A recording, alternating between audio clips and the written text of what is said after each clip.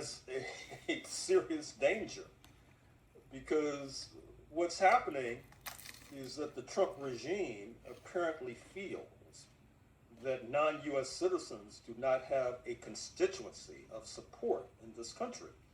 And so therefore, they can unleash mass men in unmarked cars who enter homes without Fourth Amendment search warrants, can manhandle, roughhouse, and brutalize those who seek to protest, and then do that in the Twin Cities, which has a reputation as being a more liberal section of the United States.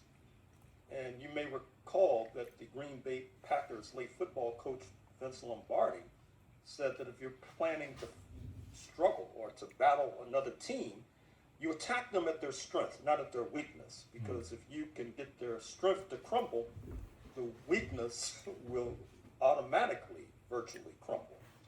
And so this is a foretaste of what might be called U.S. fascism. In a sense, it's a foretaste of what black people experienced during the Jim Crow era and during the slavery era, except that it will be extended nationally. That is to say, not only to the black community, but across the board.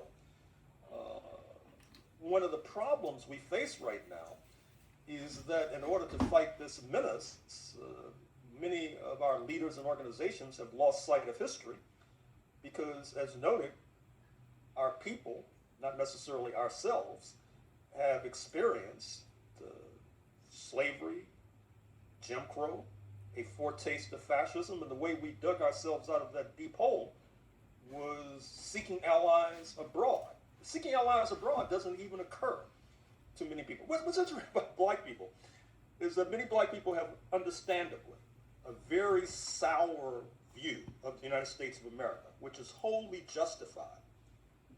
But if you really believe that, you should either think that we're doomed, and therefore we should all cut separate deals like Nicki Minaj, or go to the beach and get high, or you should seek allies overseas, which is what our ancestors did.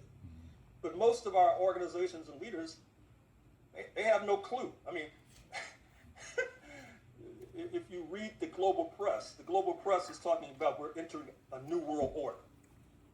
This will come as a shock and surprise to many of our black leaders and organizations because they're not keeping up. They're not following what's going on. And if that continues, we will be doomed.